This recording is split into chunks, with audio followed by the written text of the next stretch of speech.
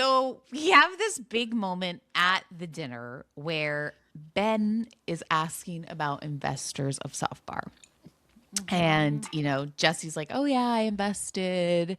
And I just felt like Ben really knew reality TV in this moment, and he's doing the dirty work.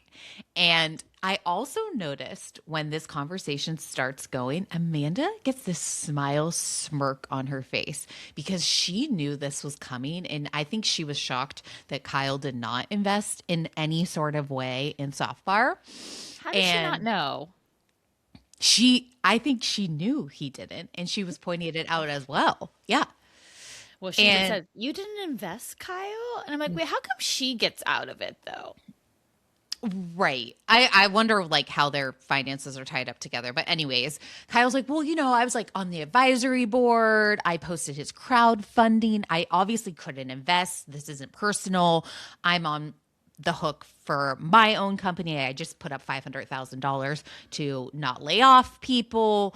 He's really defending himself, and Jesse's pretty awkward about it. He's like, well, yeah, Carl's like a pretty sensitive guy. I think it would be a nice sentiment to give a He little. obviously, it's like Carl's had this conversation with multiple people on the cast, so they knew it was going to become a plot point. Like Jesse already knows from Carl that Kyle didn't invest in it. And then I started thinking, I was like, at the end of the day, like Kyle invested in Carl when Carl didn't invest in Carl. He gave him a job at Loverboy.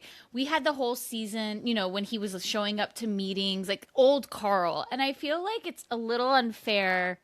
I'm going to defend Kyle in this instance. Like, I was trying to figure out if it was, Ooh. I was trying to figure out if it was like, he just was like, I don't believe in this product, or at the time literally couldn't. And I'm like, okay, he's sitting on the board of Softbar. He's on the advisory board. He's doing that for free. Carl's not going to pay him for that. So he's giving him that.